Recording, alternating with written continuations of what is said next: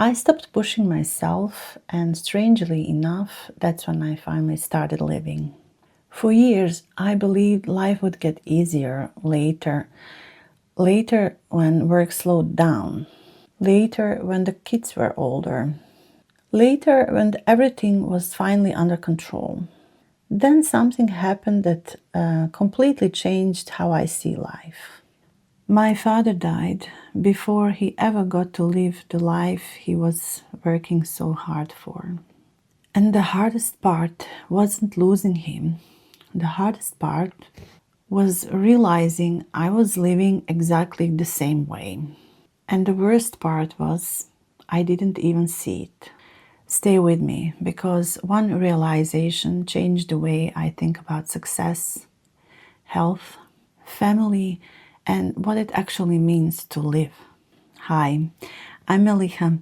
I'm still figuring a lot of this out myself, but on this channel, I share what I learn about stress, healing, emotional resilience, and creating a calmer life, while hopefully helping you feeling a little less alone too.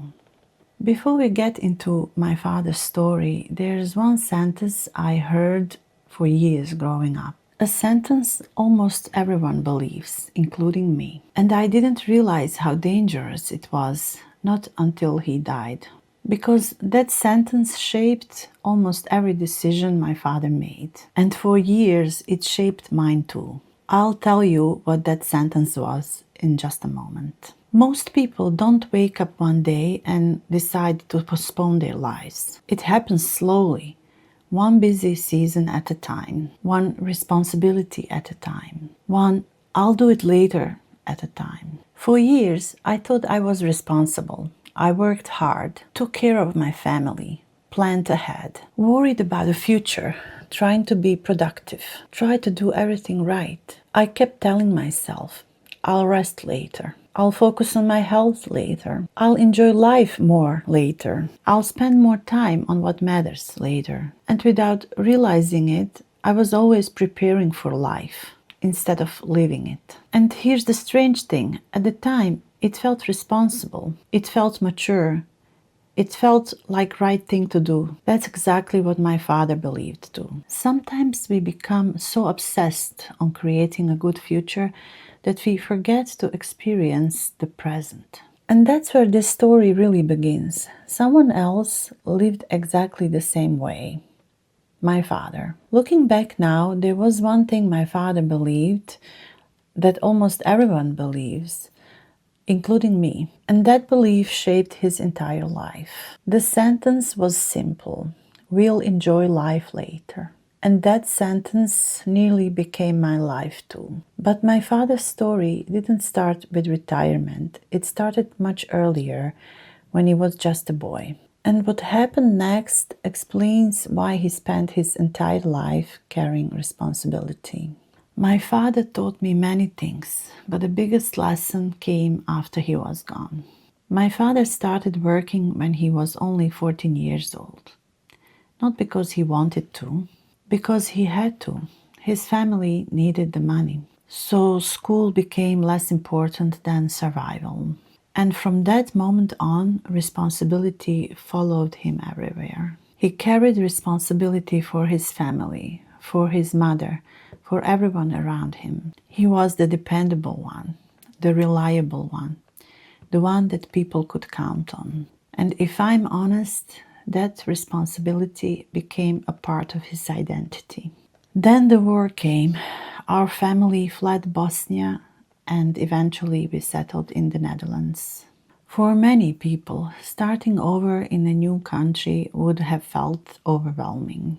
But my father couldn't wait to work again, to carry responsibilities for everyone. He wanted to contribute. He wanted to rebuild. He wanted to provide, and maybe the most of all, he wanted to show gratitude. Gratitude for the chance to start over, gratitude for safety, and gratitude for a normal life. So he worked and worked and worked for decades. But there was always one dream: retirement, going home, returning to Bosnia, returning to the place he loved. The place where he always imagined the next chapter of his life would begin. He and my mother talked about it for years. They planned it, they saved for it. My father even built a house there, a beautiful house, a place waiting for him, a place where he could finally slow down, a place where life he dreamt of once was taken away from him, and where he could return and start over again. He would go fishing at the Drina River, spend time with his family, enjoy long conversations with his neighbors, watch his grandchildren visit, welcome his children back home. For years, that dream kept him going.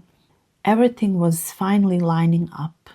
The house was ready, the plan was ready, the dream was ready. And then life had other plans. My mother became ill. She suffered a heart attack. She went on sick leave. Not longer after that, the factory where they both worked closed. Their jobs disappeared, and then the pandemic arrived. And then my father was diagnosed with lung cancer. Everything changed very quickly. He died at 65. Before retirement, before Bosnia, before later. And the part that still hurts me today is that he returned home, but not the way he imagined. He returned to Bosnia in a coffin. And that's when something inside me broke. Not only because I lost my father, but because I suddenly saw my own future staring back at me. Because after the funeral, after the grief, after the shock, I couldn't stop thinking about one uncomfortable question. What if I was doing exactly the same thing? The hardest part was not only losing my father, it was recognizing myself in him. As I looked back at his life, I started noticing something uncomfortable. I was doing the exact same thing. Working hard, pushing through, taking care of everyone, planning, preparing, waiting, always believing there would be more time later, more time to rest, more time to enjoy life, more time to focus on my health, more time for myself. And for the first time, I started asking myself a question that made me feel very uncomfortable. What if I never get to the version of life I'm working so hard for? Not in a dramatic way, just honestly, because none of us know how much time we have. And that's when I realized something I wish I had understood years earlier. I wasn't waiting for life to start. Life had already started, and I was missing parts of it. But here's what surprised me. I didn't completely reinvent my life. I didn't quit my job. I didn't move to another country. What changed was something much simpler. My priorities. I didn't completely change my life overnight, but my priorities changed. Health became more important because I saw what happens when health disappears. Everything changes. Work changes, income changes, freedom changes, life changes. Time became more valuable because I realized every hour spent chasing more is 1 hour not spent somewhere else. My children are growing up very quickly. And one day, they won't remember how clean my house was.